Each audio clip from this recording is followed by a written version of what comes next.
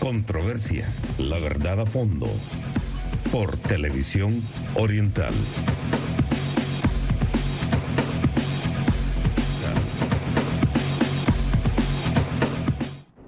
Siempre es un placer estar con ustedes a esta hora. Qué bueno que están con Televisión Oriental, Canal 23. Y en su programa Controversia, debo de agradecer la visita del escritor y periodista Giovanni Galegas, que muy gentilmente ha aceptado la entrevista de este servidor. Es necesario aclarar algunas ideas que se tiene acerca de los 100 días del presidente de la República, expresado por él, en qué condiciones ha encontrado el país y en qué condiciones va. Debo de agradecer. Y qué bueno que está con nosotros por primera vez. Muchas gracias. ¿Verdad? Tenía Gracias. la inquietud hace años de poderlo entrevistar y el momento es oportuno para que comenzamos a darle una explicación a los amigos televidentes. Gracias. Quieren saber de usted acerca de cuál es el pensamiento que tiene, cómo el señor presidente de la República encuentra el país. Bueno, mira, la situación en la que está el país, creo que la retrata de manera inmejorable una encuesta de mediados de 2017 que hizo la UCA, que no es una encuesta electoral, fue un ciclo de 16 encuestas, es decir, empezaron el 2016 y esta fue la que hicieron el 2017, hacían una cada año. Preguntaban por el nivel de confianza que tenían los ciudadanos en las instituciones. Y en esa encuesta de junio, creo, 2017, todas las instituciones salieron reprobadas. Claro, en los 16 años que hicieron esa encuesta preguntando eso, la curva era descendente, bien pronunciada hacia abajo. Cada año crecía más la desconfianza de los ciudadanos salvadoreños en las instituciones. En el 2017 fue escandaloso porque ninguna de las instituciones aprobó. Todas reprobaron tomando en cuenta digamos, esa escala de 1 al 10, ¿no? Donde de 5 para arriba estás aprobado y de 5 para abajo estás reprobado. Pues ninguna institución aprobó. Todas estaban siendo reprobadas por los ciudadanos. Y había un dato muy particular en el que, bueno, digamos que los peores evaluados eran la Asamblea Legislativa, los partidos políticos, la Asamblea Legislativa, que es una emanación de los partidos políticos, la Presidencia de la República, los empresarios salvadoreños agrupados en ANEP, ¿no? Y de ahí todas las instituciones. Y aparte de eso, o sea, siendo la institución más reprobada de los partidos políticos, los ciudadanos respondieron en un 63% que no querían que siguiera gobernando el FMLN, pero 68% no querían que regresara Arena al poder. En ese tiempo, julio de 2017, Nayib Bukele creo que ni siquiera había sido expulsado del FMLN todavía. O sea, no existía Nuevas Ideas. Creo que sí. Digo, creo que Nayib ya había salido del FMLN, sí. Esta fue la opinión de los salvadoreños. ¿Y por qué los salvadoreños, en su mayoría, 63% dicen no quiero que siga gobernando el FMLN y 68% dicen pero tampoco quiero que regrese Arena al poder? Evidentemente era una mayoría diciendo ya no estamos de acuerdo con el sistema bipartidista surgido de los acuerdos de paz. Es decir, con los 20 años de Arena y con los 10 del FMLN ya no queremos más esto. El bipartidismo estaba quebrado, el régimen del 92 había quebrado. ¿Por qué?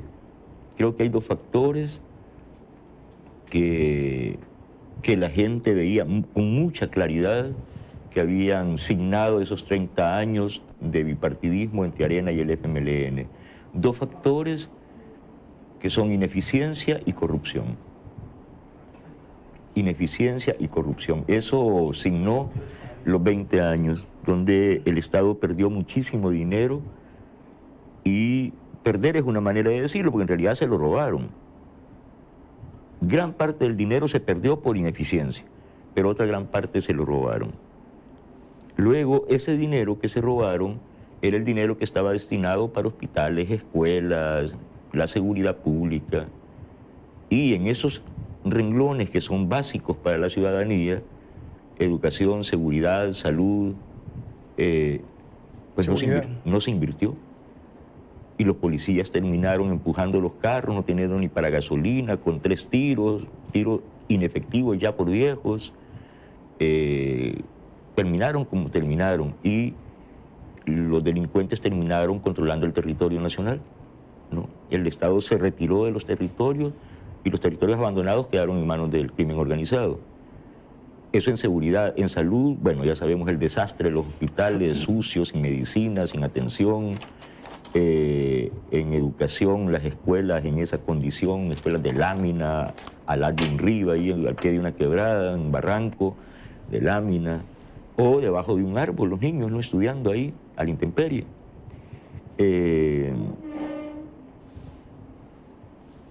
Creo que ese es el país que recibió Nayib Bukele, un desastre de país, que es muy difícil en esas condiciones augurarle a un presidente nuevo que asume un país en esas condiciones de desastre, augurarle algo bueno. ¿Cómo haces para sacar un país adelante? ¿Se puede cohabitar el presidente con sus semejantes, aquellos que detentaron el poder y que todavía están ocupando ciertos cargos de elección popular, para hacer las cosas bien en el país, o se le va a hacer muy difícil al presidente Bukele hacer las cosas bien? El presidente Bukele, durante la campaña, aparte de frases rituales como devuelvan lo robado y como los mismos de siempre, una de las frases que más repitió durante su campaña es la siguiente: según Einstein, la definición de locura es hacer lo mismo y esperar resultados diferentes. Esta frase la repitió mucho en la campaña. ¿Cómo hacer para gobernar un país sin tener bancada legislativa? Cuando en este país la máxima, durante muchos años, no solo en los 30 años del bipartidismo, del régimen del 92, sino desde antes, aquella famosa planadora verde de la democracia cristiana en los años 80, al principio, sí. ¿Cómo hace un presidente para gobernar si no tiene, ya no digamos mayoría legislativa, sino que ni un solo diputado, ni uno solo? ¿Cómo hace? Y aquí la máxima era, hay abogados que lo repiten todavía, dicen: lo que manda es la aritmética legislativa. Al final, hay presidente ni órgano ejecutivo, porque lo que manda es la aritmética legislativa. Nayib Bukele llega al poder sin representación legislativa. Ghana no es su partido, evidentemente, y Ghana tiene sus propios intereses. Pero él es el candidato presidente de Ghana. Sí, una relación política, digamos, de última hora, forzado por una serie de circunstancias que lo llevan a resolver un problema en que o participa o no participa en las elecciones de 2019, dependiendo de lo que haga en 3 horas. Las 3 horas de aquel julio de 25, creo, de julio de 2018, en las que si no se inscribe en el único partido que todavía no había hecho primarias, que era Ghana, ya no podía participar. Y no creas que el presidente fue muy alegre, lo consultó con su entorno, y su entorno lo consultó con la gente y por grupos de WhatsApp y de chats, y la gente empezó a decir mayoritariamente luz verde, presidente, luz verde en Nayib. O sea, la única opción descartable es no participar. Haga todo lo que tenga que hacer para participar. ¿Era ese momento o ya no era? Exacto. Entonces, digamos que sí fue el candidato de Ghana, pero Ghana sirvió como un instrumento. Fue una relación instrumental.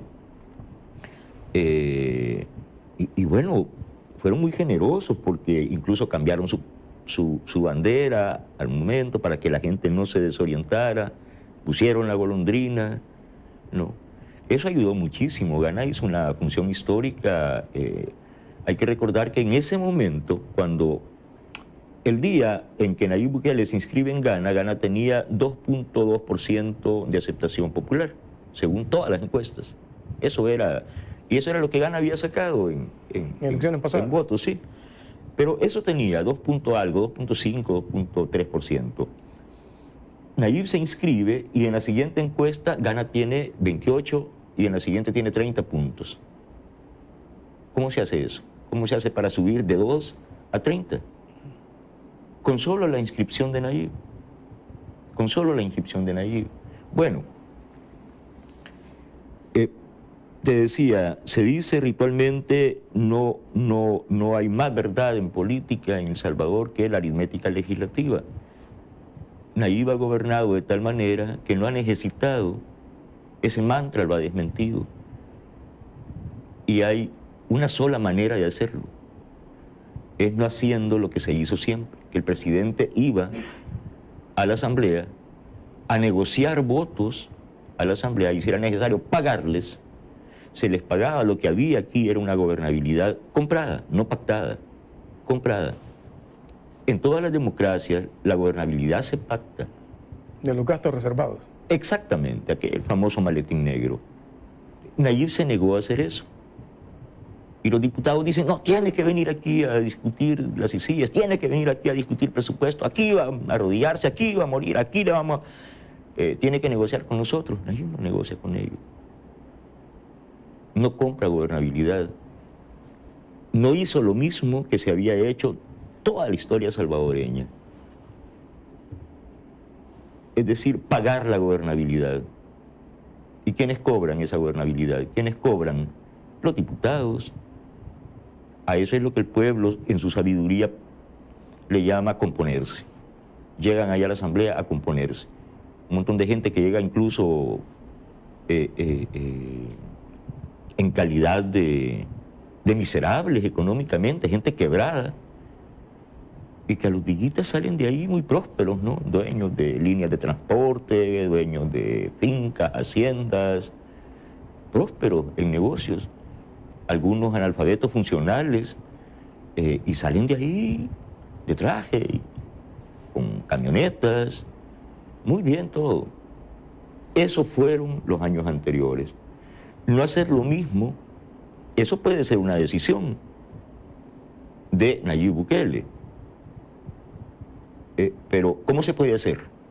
Puedes tener la voluntad de no hacer lo mismo, pero ¿cómo puedes hacerlo? Hay un secreto, que no es tan secreto. En política lo más importante se llama correlación de fuerza. ¿Cuánta fuerza tiene mi adversario y cuánta fuerza tengo yo? Y si yo tengo más fuerza que el adversario, yo estoy en condiciones de ventaja.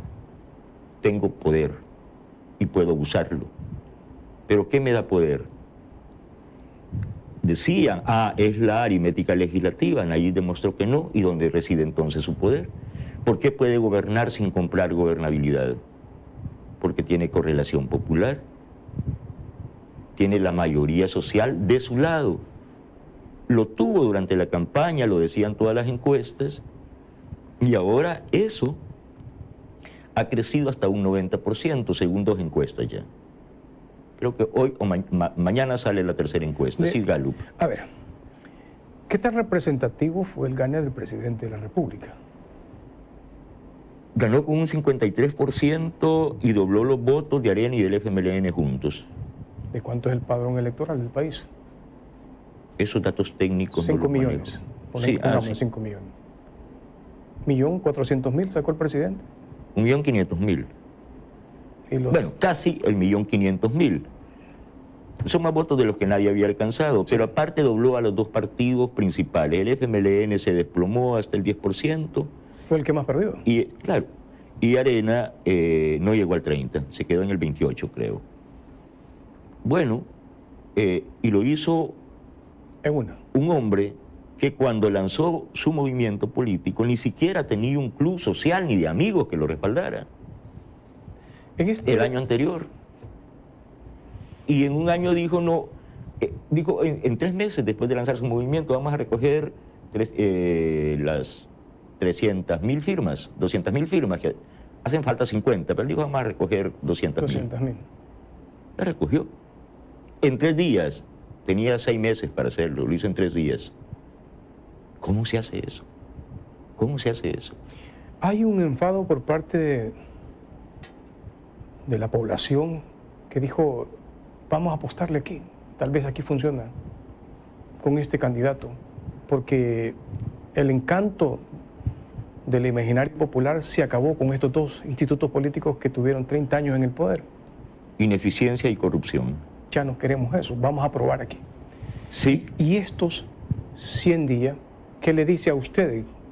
Las apuestas que ha llevado el presidente han sido las más efectivas. ¿Va bien o hay equivocaciones? Hay que distinguir en esto. Primero, mira, yo escuché en una... Yo hice toda la campaña electoral de Nayib como periodista, como escritor, para escribir el libro que publiqué, ¿Quién es Nayib Bukele? Yo hice toda la campaña, fui a todos los mitines en La Unión, en Sensuntepeque, Santana, a todos los Metapá, Huachá, todos los lugares que fue, yo fui a hacer... Estuvo en la cancha Álvarez, que no le dieron espacio. Fui también, ahí en San Miguel. Entrevistas de sondeo con la gente, viendo el clima, viendo los rostros, oyendo el rumor, hablando con las personas. Iba haciéndome una idea de cómo estaba ese clima. Bueno, y escuché una vez que Nayib Bukele dijo, creo que fue precisamente en San Miguel, a vez de la cancha Álvarez, de aquel famoso que lo tuvieron para arriba y para abajo, y no le...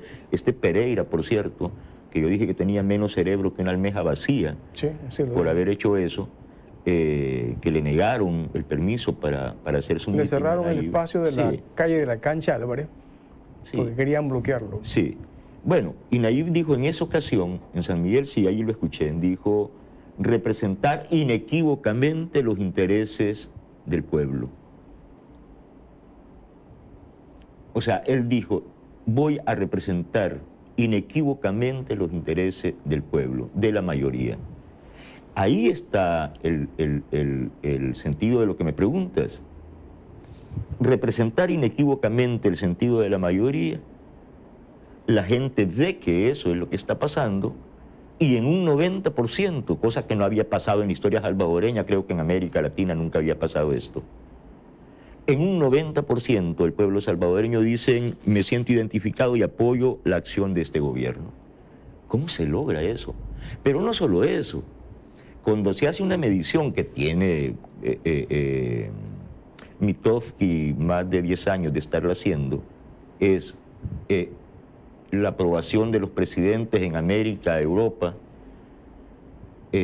resulta que Nayib, en el mundo más bien, resulta que Nayib, con mucho, es el mejor presidente del mundo según la evaluación de las encuestas. O sea, lo que dice la sociedad salvadoreña se corrobora a escala mundial. Es el presidente mejor evaluado en el mundo. Es el presidente mejor evaluado en El Salvador en toda la historia, 90%.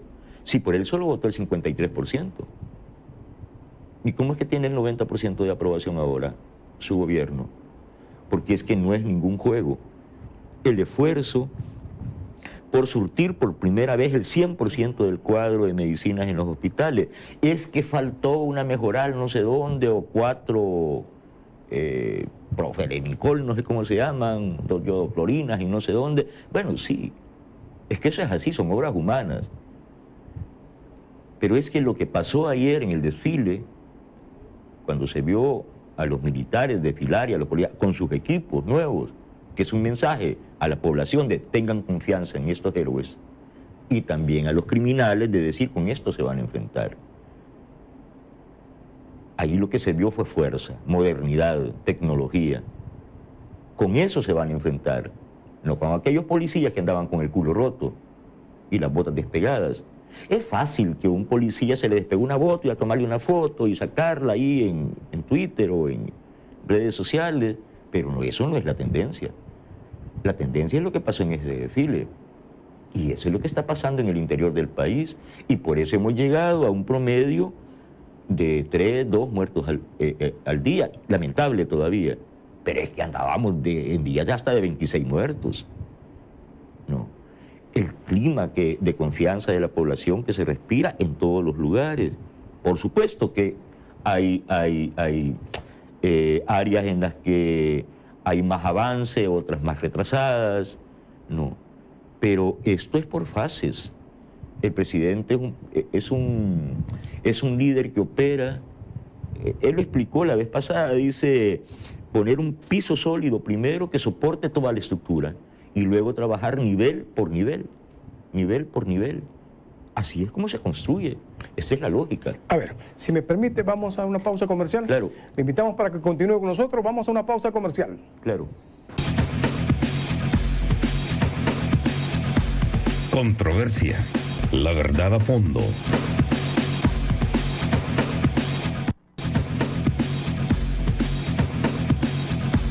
Controversia. La verdad a fondo. La entrevista que tenemos hoy en este programa es con Giovanni Galegas, escritor y periodista. Gentilmente está con este servidor para conversar acerca del ejercicio de trabajo de nuestro presidente Bukele. Me voy a permitir presentarle a usted unas declaraciones que dio el secretario general del FMLN acerca de lo que el presidente ha hecho en una de las actividades que ha tenido que tomar esa decisión el presidente. A ver, que nos pongan el video, por favor. Número 1.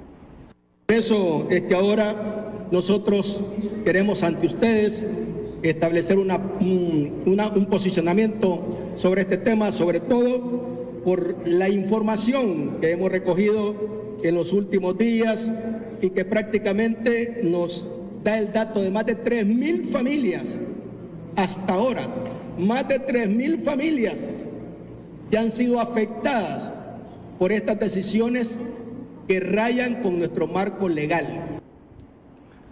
Bueno, ahí está una declaración del secretario general Óscar Ortiz del FMLN. Se refiere a Hay un despidos. enfado de parte de él y dice de su partido por el despido que ha habido de algunos funcionarios que estaban en el gobierno anterior. Sí, es lamentable que este señor, que fue elegido por las bases del FMLN maltrechas que quedaron después de los dos fracasos de marzo de 2018 y el 3 de febrero de 2019, y que lo eligieron las bases pensando que aquí iba a haber una renovación. ¿Cuánto tenía el FMLN en marzo de 2019? Si atendemos a la gente que votaron por ello, fue ahí rozando el 10%. Eso, 10%. 10%. ¿Cuánto tiene ahora, según todas las encuestas? Se derrumbó la primera fuerza política del país, que era el FMLN. Se derrumbó al 4º lugar. Está por debajo de Ghana. Pero con un menos del, creo que anda por el 3.5%. Después que este señor lo agarró con 10%. Y precisamente por ese tipo de declaraciones, por ese tipo de miopía política, durante su gestión como secretario general, que no cambió nada, que siguen ahí los mismos dinosaurios que llevaron al FMLN a esta desgracia, ¿cómo hace uno para convertir una fuerza política, que es la primera en el país, que gana 2 presidencias, para llevarla al 4º lugar? Es que se necesita mucho esfuerzo, se necesita un gran empeño. ¿Cómo es posible? ¿Cómo se explica uno que de un lado, o sea, él está diciendo de esto de alguien que tiene el 90% de apoyo en su gestión de gobierno, y le está diciendo a alguien que cayó a la 4º lugar como fuerza política y con menos de 5% de aprobación popular? Este partido va a desaparecer. Él y toda su dirigencia de obesos, de gente que perdieron la perspectiva histórica, de gente a la que los ciudadanos cuando los ven en la calle lo que le gritan es devuelvan lo robado. A ellos. Entonces, ¿cómo es que alguien en un proceso de descohesión, de derrota, dice estas cosas? Y se lo dice a alguien que alcanza el 90% de apoyo a su gestión gubernamental y que se considera a escala mundial el presidente más popular. ¿Cómo? Bueno, en esto que usted acaba de manifestar también debo de expresar la solidaridad de los trabajadores de la televisora Gente V, que fueron despedidos. 32 trabajadores, productores, reporteros, camarógrafos, y que han pasado más de 4 meses y todavía no resuelven su situación de indemnización y de pagos que tenían que hacerles, todavía andan en la lucha esa. ¿De dónde? De la televisora Gente B, un medio de comunicación de pensamiento de izquierda, del FMLN. Del FMLN, claro. Y que hasta ahora no ven resuelto su situación económica. Y viene el secretario general y expresa esta opinión acerca de las personas que han de... Lo mismo pasó con la policía. Fue este mismo señor quien dijo, si no le gusta su trabajo y creen que les están pagando mal, que se vayan a conseguir otro trabajo. Así lo dijo, literalmente. Y ahora reclama lo que no hicieron en 10 años. Pero no solo en 10 años, porque 10 años fueron el Ejecutivo, fueron presidencia. Pero desde 1994 vienen siendo diputados, han tenido mayorías legislativas, han gobernado un montón de alcaldías, han tenido mucho poder, incluso económico, con Alba. ¿Y en qué ayudaron a la gente? ¿No hay un pensamiento definido por parte de los que en este momento detentan el poder del FMLN? Yo creo que es un partido que se perdió en el momento en que dejan de estar cerca del movimiento social y de tener ese contacto íntimo con la gente que tuvo el FMLN guerrillero, que tuvo su cuna en los sindicatos y en los movimientos sociales. Ellos deciden, cuando se hacen partido político, volverse un pequeño partido de cuadros y no ser un partido de masas. ¿Qué es un partido de cuadros? Un partido de cuadros profesionales. ¿De qué viven? Del cargo público. Todos los dirigentes del FMLN, ni un solo dirigente del FMLN se quedó fuera del cargo público. Todos estaban en la asamblea, eran alcaldes, eran regidores, pero todos enchufados al sistema, cobrando del sistema, todos, ni uno solo, pero no una vez. Sin las credenciales. Sino que desde la primera vez, bueno, si no eran diputados, eran alcaldes, si no eran alcaldes, eran asesores en la asamblea, si no eran asesores en la asamblea, eran del Parlacen, si no eran del Parlacen, algún cargo público tenían, y en los 10 años, todos o estaban en la asamblea o estaban en el Ejecutivo, todos, ministros, secretarios, en fin. Y familias completas. Claro, entonces, cuando ellos dicen 3.000 familias, ¿sabes? Uno de los más graves problemas que ha tenido la operación de este gobierno, del de Nayib Bukele, de los más graves, de las dificultades mayores que ha tenido este gobierno, ha sido una operación de corrupción de gran envergadura que realizó el gobierno del FMLN, que fue meter esos miles de activistas en el aparato del Estado. Eran activistas, a quienes ellos les daban la plaza y les cobraban un porcentaje de su salario para el partido. ¿Eh? Y esto no es secreto, ni es una información que estoy haciendo una gran revelación. Esto se sabe. Ahí está la gente, van ahí donde doña María Marta Valladares, que tiene una oficinita, a decirle, señora, quiero que me regrese porque lo hacían firmar una cuestión donde de su salario automáticamente le quitaban esa cantidad, ese porcentaje, y lo ingresaban a una cuenta bancaria del partido, a los empleados. Era un negocio darle trabajo a los activistas del FMLN, aparte de garantizarles ahí tener su trabajo para que hicieran la labor partidaria, ¿no? Él dice 3.000 familias despedidas, su familia. Y la familia, esos son los activistas que metieron al Estado. Esa fue una gran operación de corrupción, porque no hacían nada en el Estado, más que, como dice el presidente Bukele, cuidar el vaso. Y entonces, ¿y por qué no trabajan en otra cosa? ¿Y por qué no venden chicles o ponen una fotocopiadora ahí en su casa o una tiendita? El concepto revolucionario del pensamiento crítico y aquello de que todos por igual. Mira, el FMLN fue fundado por 5 organizaciones, 5. Y de esas 5, 3 después de la guerra, inmediatamente después de la guerra prácticamente se disolvieron, salieron del FMLN, estoy hablando de la ERN, Resistencia Nacional, ERP, Ejército Revolucionario del Pueblo, y Partido Revolucionario de los Trabajadores Centroamericanos.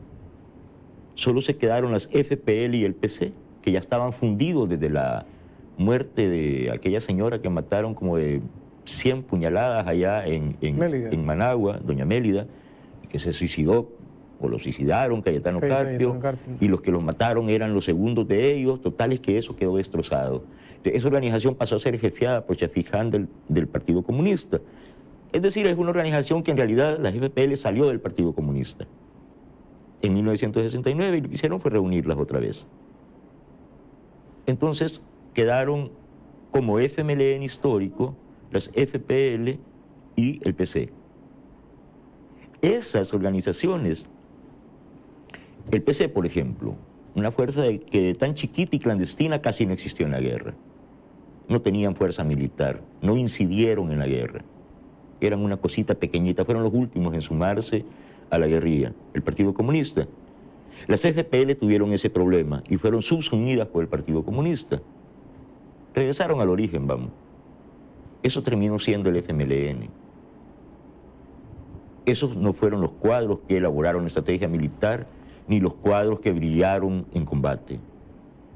Ninguno de esos señores obesos que ves ahí como dirigentes del FMLN, Medardo, Salvador, esos señores no dirigieron la guerra. No. Esos eran organizadores de masas. Los cuadros militares de la FPL se murieron o están fuera, se fueron. No aparecen allí en el aparato, ni en el gobierno, ni en el partido. ¿Dónde está Lirio Montalvo, por ejemplo? Que se llamaba Salvador Guerra. Ese era un comandante militar. La FPL. Sí. ¿Dónde está Dimas Rodríguez, por ejemplo? FPL. Dimas Rodríguez se murió en la ofensiva, que era probablemente el comandante militar. Y alguien que puede discutirse su papel político y tal, pero que jugó un papel militar relevante, Facundo Guardado, ¿dónde está? Fuera.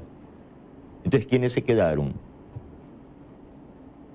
Pues unos señores ahí que realmente parecen analfabetos funcionales, que no da crédito uno de la torpeza política que ejecuta día con día. Es decir, ellos perdieron ya en el fondo de una acción política deficiente, pasaron a representar solo un 10% en las últimas elecciones. Y ahora tienen menos del 5%. ¿Cómo se hace eso? Es esta gente que no entiende. El FMLN, el doctor y diputado Parker también habla acerca de cómo está la situación con el señor presidente Bukele y habla también del 15 de septiembre. Tenemos un video que es el número 2 y con gusto vamos a verlo para que opine nuestro invitado. Hemos estado observando algunas cosas que no es lo que convencionalmente hemos estado nosotros acostumbrados. Creemos como un gesto hubiera sido bueno, aun cuando comprendemos la necesidad del esparcimiento, pero no creo que esté el país para estar levantando tanto fuego. Es decir, hay necesidades apremiantes y creo que hubiese sido un buen gesto no haber hecho una inversión tanta, pues creo yo, en fuertes. Creo también que el énfasis no era para el Día del Soldado, no era el Día del Soldado ayer. Y nosotros le tenemos un profundo respeto al Instituto Castrense, pero no era el Día del Soldado. Ayer era el Día de la Independencia y pues creo que no fue una conmemoración adecuada. Bueno, está hablando acerca de lo que usted dijo al principio, la fuerza que da la presentación que hoy los militares se presentaron al acto de la independencia ese día, con su uniforme, con sus botas, con su equipo preparado. Eso es un mensaje. Ese es un mensaje, pero él dice, el diputado Parker dice que no era, porque no es el Día del Soldado, sino que era el Día de la Independencia. Es que él no está de acuerdo ni con las ICIES, ni con que Nayib haga o deje de hacer. Si Nayib hace está mal y si hace también está mal. También él, al igual que el FMLN, ese partido fue primera fuerza política del país con mucho, en los años 80. ¿Y cuántos diputados tiene ahora? Tiene 3, pero en realidad solo es él, porque los otros diputados andan muy lejos de él. En realidad es él, nada más. Eso, uno. En alianza, PCN, PDC, Arena, Democracia Salvadoreña, tuvieron ese resultado miserable.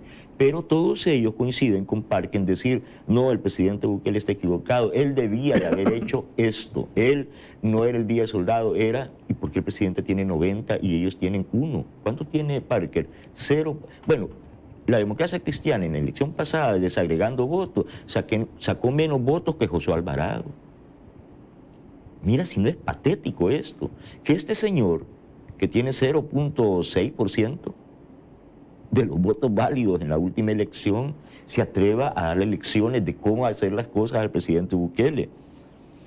Digamos que el presidente Bukele, olvidémonos del presidente Bukele, que es el primer servidor público, eso quiere decir mandatario. No.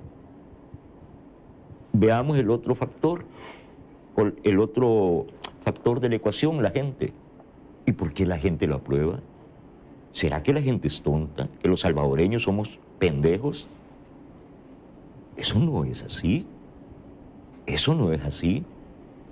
Los métodos estadísticos, las encuestas, lo que muestran es, eso es científico, es sociología quintesenciada. Lo que muestran es un clima de opinión pública, lo que la gente está pensando en determinado momento. ¿Y por qué la gente lo aprueba? Hay una percepción también de las instituciones, organismos internacionales que ven en el presidente un futuro mejor del país. Se dice lo siguiente: la directora de Cooperación de la Unión Europea para América Latina y el Caribe confía plenamente en la palabra del señor Bukele. Esa gente, lo que pasa es que es representante de la Unión Europea. Han venido representantes, altos dignatarios de Norteamérica también. Organizaciones internacionales, incluyendo empresas, empresarios internacionales, y han dado esas muestras, ese tipo de opiniones. ¿Por qué? En el caso de la Unión Europea, son organismos internacionales, manejan lenguajes diplomáticos, pero esa gente está sumamente molesta porque durante años el dinero que ellos le dieron a los salvadoreños para ayudar, se lo robaron. Es que eso fue lo que pasó. El dinero que los norteamericanos dieron para El Salvador. ¿Tú recuerdas lo que prometieron hacer con aquellos famosos compactos de los fondos del milenio? Desarrollar aquí, vamos a hacerla. Hicieron una carretera, ¿de qué sirvió? Para que circulen caballos, lo que hizo Mauricio Funes. Y luego la famosa zona costera que iban a desarrollar. No desarrollaron nada. Entonces, ¿ese dinero dónde fue a parar? Por eso que dice que en la madera de la prensa gráfica suspendió ayuda por desvío de fondos, operación bloqueada por corrupción en época de Funes. Claro. Esa es la portada de la prensa gráfica. Claro, está hablando del primer gobierno del FMLN, pero pasó igual en el segundo gobierno. Fondos desviados, no se hicieron, no se ejecutaron los proyectos, no se ejecutaron. Hay información, las auditorías que se están haciendo ahora sobre la labor de las instituciones públicas en los últimos gobiernos.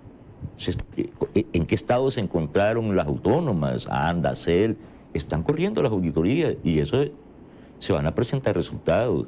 De hecho, ya se están presentando resultados preliminares.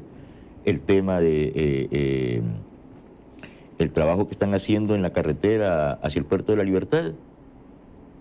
Ahí hay un problema gravísimo de desvío de fondos. El bypass. Sí. En CEL, una presa cuyo contrato, cuando se licitó, una presa que debió haber costado 219 millones de dólares, va a terminar costando más de 700 millones de dólares. Pero notablemente más, probablemente 1.000 millones de dólares, porque está corriendo todavía la información. Ese es un caso que yo he investigado. Yo personalmente he trabajado, he publicado un libro, estoy terminando otro sobre ese caso. Es escandaloso. Imagínate tú que te dicen, te voy a hacer una presa y lo que vale, según una transnacional, te dice, te lo voy a hacer por 219 millones y te voy a entregar una presa en 50 meses. En 50 meses te entrego una presa por 219 millones de dólares que va a producir 67 megawatts. Y Allí donde se dice de que hay 31 unidades, creo, unidades estatales que usaron gastos reservados de la presidencia, ¿es parte también de esa misma estructura de corrupción? Y las nalgas de la Durante señora 29 años de Michi, administración de Funes, Sánchez Serén. las joyas de la señora Michi, las nalgas de la señora Michi, los senos de la señora... Es que es increíble lo que pasó en este país. Fíjese usted, mire, lo que pasa es que resulta hasta casi violento decir esto, pero es que cuando la gente gritó durante la campaña electoral devuelvan lo robado y que lo convirtió la gente en un himno esto, es que yo veía las caras de la gente diciéndolo. El factor estratégico de la campaña de Nayib Bukele no fue una gran estrategia, no, la campaña de Nayib Bukele fue muy sencilla, fue abierta, no fue una criptoestrategia. El factor estratégico era la indignación de la gente. La gente estaba indignada porque es evidente que se estaban robando el dinero. Era evidentísimo. A ver si es posible que los amigos televidentes también puedan participar de la entrevista que tenemos con el escritor y periodista Giovanni Galeas. Con mucho me gustaría que colocaran en los números telefónicos para que ellos también le puedan preguntar a nuestro invitado. El enfado de la población y ya el desencanto que hay entre la población hacia estos dos institutos políticos que detentaron el poder por 30 años, se terminó y ahora hay una luz de esperanza en el país. Eso no se lo preguntes tú a un intelectual nacido en la cintura preinformática del siglo XX, como soy yo, a alguien que pasó su juventud militando en el FMLN, en las guerrillas, creyendo en ideologías muy trasnochadas como el marxismo-leninismo. ¿Hubo mucho romanticismo en eso? Muchísimo, mucho ideal, mucho sed ideal, digamos. Bueno, pero en realidad con la guerra no se logró mucho. Si me permite. Sí. Buenas noches, ¿de dónde nos habla? Con gusto le escuchamos. Licenciado aquí de San Salvador. Con gusto, le escuchamos. Estoy totalmente de acuerdo con el señor Giovanni Galeas al decir que hay algunos, como el señor Oscar Ortiz, que está protestando por los despidos de los funcionarios que dejó el gobierno del FMLN. Estoy totalmente de acuerdo que son activistas políticos que tenían el FMLN y, como él muy bien lo dice, también era un negocio para ellos mismos, para el partido. Y a mí me parece que Nayib Bukele le hace falta todavía, porque eso es poquito lo que han detenido. Si allí tiene cuadros enteros del FMLN adentro del gobierno de Nayib Bukele, y eso de alguna manera van a tratar de perjudicar la gobernabilidad que puede tener Nayib Bukele. Así es que mi opinión es que todos esos empleados del FMLN salgan del partido y que busquen algo que hacer, como él muy bien lo describe, porque además eso para mí es un robo, son unos parásitos que están consumiendo el Estado todavía. Bueno, buenas noches. A usted, muy Buenas amable. noches, eso es lo que se llama indignación. A eso me refería. Oiga la voz, oiga el tono de este señor, evidentemente popular. Oiga el tono, oiga la voz, oiga las palabras con las que se expresa. Esa pregunta no se la da un intelectual, ahí se la respondió alguien del pueblo, espontáneamente. Buenas Ese es el noches. sentimiento popular. Buenas noches, ¿de dónde nos habla? Con gusto, le escuchamos. ¿De dónde nos habla? Usted puede expresar opinión y nos gustaría que participara también. Le hablo de aquí en San Salvador. Le escuchamos, cuéntenos. Un saludo ahí al señor Giovanni. Bájele volumen a su televisor.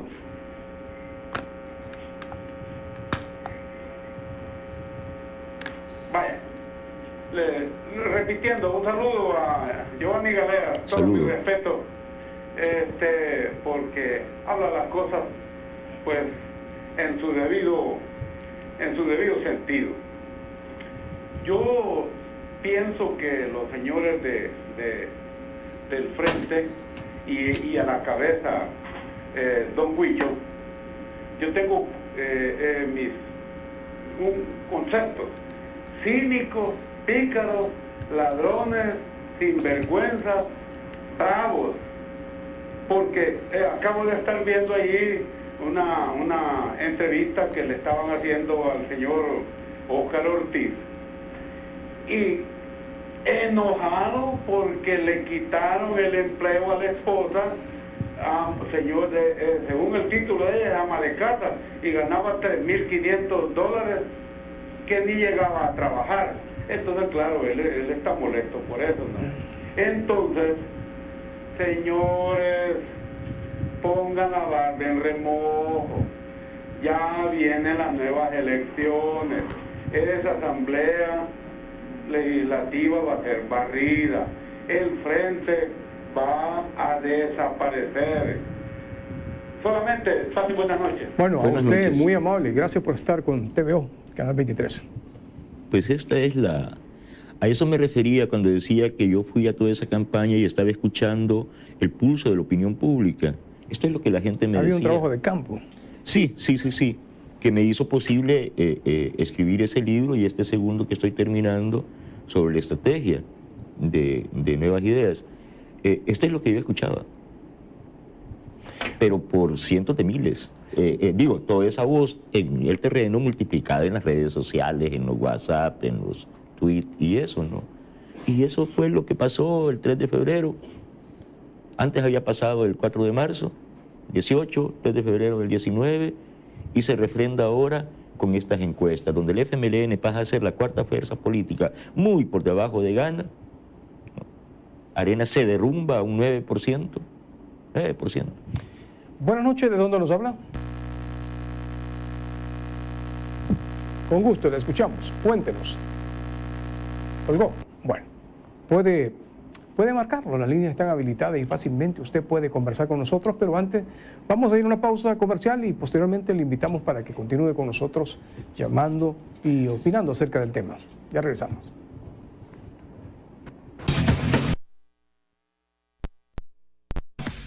Controversia. La verdad a fondo.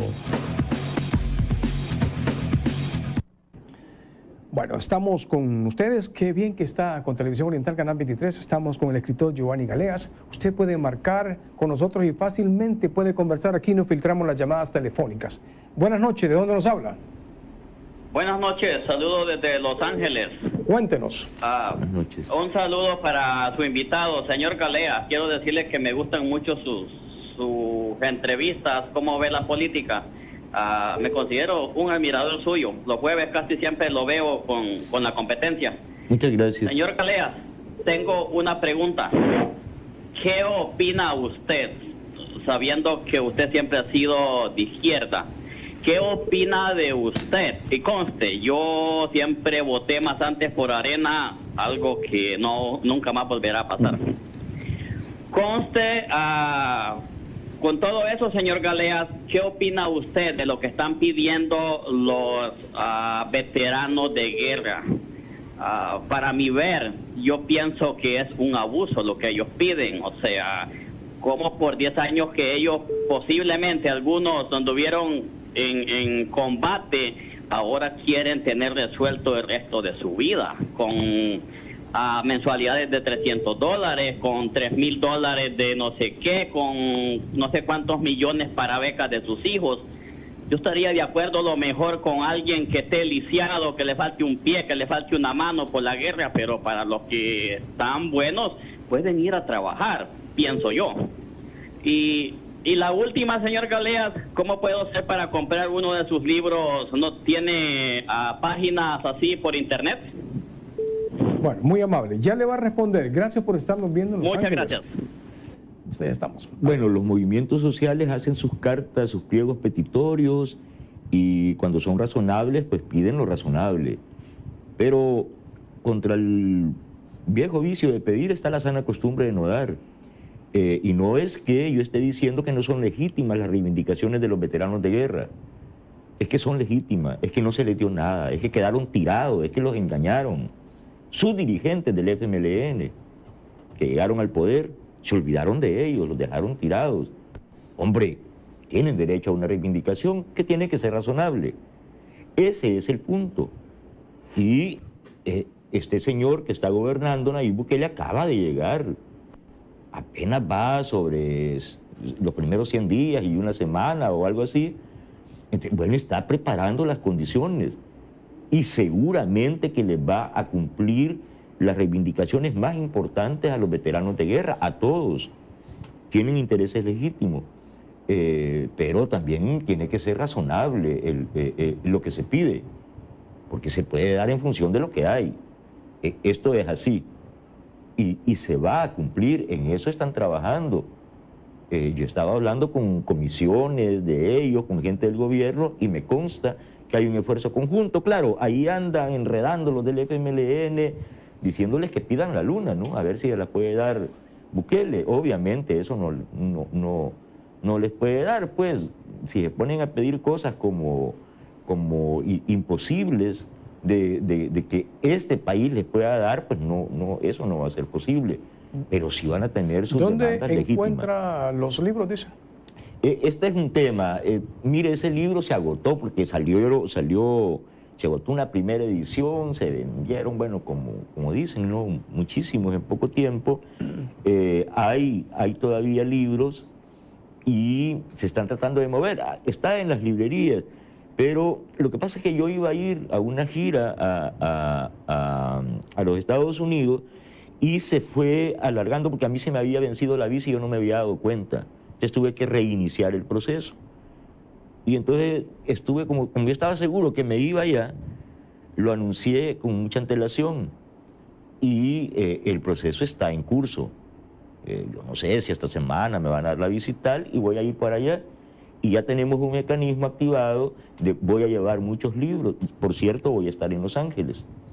Entonces, ahí vamos a activar un mecanismo para que todo el que requiera los libros los tenga. Por lo pronto aquí en El Salvador se pueden conseguir en la UCA el libro y en la Ceiba, en la casita. Si me permite, buenas noches, ¿de dónde nos habla? ¿Le escuchamos? De Lourdes, Colón. Cuéntenos. Buenas noches, felicitarlos por su programa. Y segundo, felicitar al compañero Giovanni Galeas, porque es una persona conocedora de lo que ha sido la lucha y ha sido parte del FMLN. Quiero decirles que las cosas que el FMLN está pidiendo son como para estabilizar al gobierno, o como vulgarmente capacitar a la gente para desestabilizar. Y otra cosa que está diciendo, decía y le digo a Giovanni, debería ver cómo limpian esa estructura en las diferentes instituciones del gobierno. Porque, por ejemplo, nosotros ahí en el Ministerio de Trabajo estamos viendo que la misma gente que estuvo manejando con el FMLN de las diferentes siguen ahí. Y aunque digan que no nos van a quitar, bueno, antes, cómo es que esa gente, los directores, los subdirectores, los jefes de departamento, el jurídico, tienen que cambiarse, porque si no, la impresión que están dando es que va a continuar lo mismo de lo mismo, porque la... Bueno, lo vamos a dejar hasta este momento porque... Es bien importante, lo que dice este señor es muy importante, hay mucha gente señalando este punto y eso tiene una explicación. Oiga, amigo, oiga lo que le voy a decir y lo que tienen esta pregunta que me la han hecho mucho ahí donde he ido, en el territorio, es este mismo problema. Ahí siguen muchos. ¿Cuál es el problema? Que hay contratos, hay salarios por ley. ¿Y quiénes crearon esas legislaciones? La gente de AREN y la gente del FMLN fueron creando legislación a su medida para garantizar sus intereses.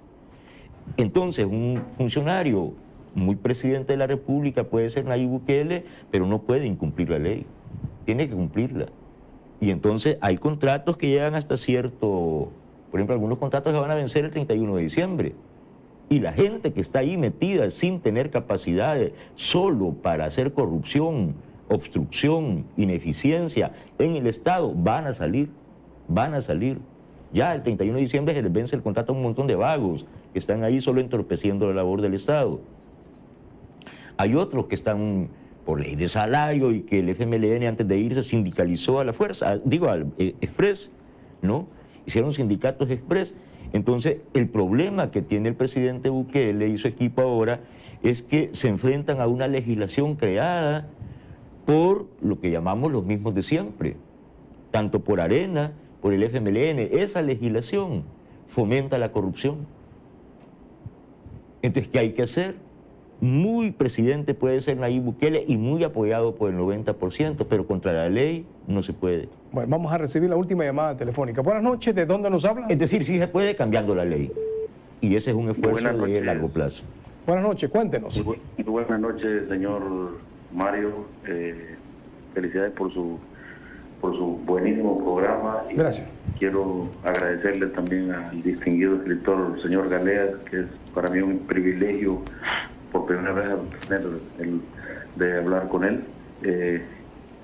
Quiero enumerar así rápidamente una lista de gente pensante, gente que despertó, que a pesar de que ellos estaban dentro de ese círculo, que claro, aclarando que ellos pensando en el pueblo, Giovanni Galeas, Dago Gutiérrez, Walter Araujo, Juan Ramón Medrano, Ronald Romaña, un montón de gente que verdaderamente se siente y se nota al ellos exponer y hablar de la política en el país, que realmente sí ellos quieren lo mejor para el país, empezando por el distinguido señor Galeas.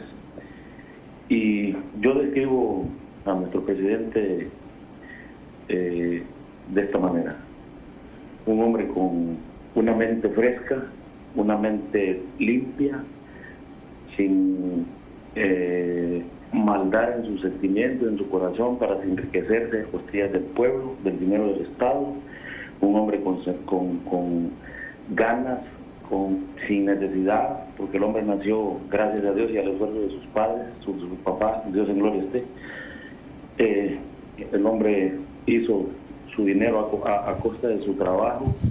Entonces obviamente él y sus hermanos heredaron material y moralmente lo que el Señor fue. Entonces, la diferencia entre él y esta gente, si se les puede llamar así, es que él está pensando en el país y aquellos pensaron nada más en hacer sus negocios, hacer sus cuentas, que sus cuentas crecieran. Y lo que están ahora tratando de hacer es eso, nada más es defendiéndose como gatos pan de arriba, con lo que no pueden defenderse. Tuvieron 10 años, los otros tuvieron 20. ¿Qué pasó? No pasó nada. Al pueblo no le dieron nada. Lo único que le dieron fue más pobreza, más ignorancia, porque a ellos les conviene, como dijo uno de los pensantes de la política, verdaderos analistas, que para ellos una persona ignorante, una persona del campo, solamente la ocuparon y la quieren seguir ocupando para cortar el café, para limpiar la tierra, para sembrar. Y no, señores, yo creo que ha llegado nuestro momento y en el 2021 hay que terminar de sepultar a esta gente que no merecen ni ser salvadoreños. Le agradezco a usted, muy amable. El tiempo se nos ha terminado, pero en breve. Eso es lo que dice la sabiduría universal. Quien deja de oír la voz del pueblo, deja de oír la voz de Dios. Esto es verdad absoluta. Esta voz que estamos oyendo, este sonido es al que yo me refería. Esta manera de hablar pausada, esta manera de decir las cosas, como dicen, al pan pan y al vino vino. De esta manera tan clara. Oiga usted hablar a un político, a Rodolfo, óigalo hablar como se enreda ahí, bueno, a Medardo pues, óigalo hablar. No, esta gente es clarísima en sus sentimientos y en sus pensamientos. ¿Sabe por qué? No se trata de misterio, se trata de que son sus intereses los que está defendiendo la gente. Y cuando alguien defiende inequívocamente los intereses de la mayoría se vuelca en apoyo. Y por eso tenemos el 90% apoyando a este presidente.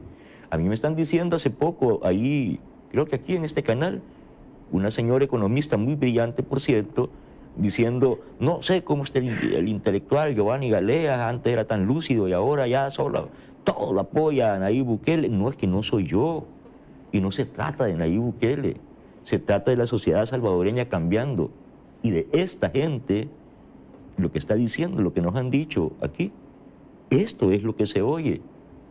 Entonces, bueno, no hay nada más respetable que un pueblo que ha tomado una decisión constituido en mayoría social y que se manifiesta de esta manera. Eso es respetable. Le agradezco que haya estado con nosotros. A usted, Mario, un gusto bueno, fue un placer haber estado en su programa, un gusto realmente. Fue un placer haber conversado con el escritor y periodista Giovanni Galea. Qué bueno que estuvieron con nosotros. Saludos a Will Salgado. Will Salgado. Saludos. Estamos viendo en este momento Will Salgado en la casa disfrutando de su planteamiento y aprendiendo de lo Saludos, que usted le acaba Will. de platicar. Bueno, gracias. Hasta la próxima.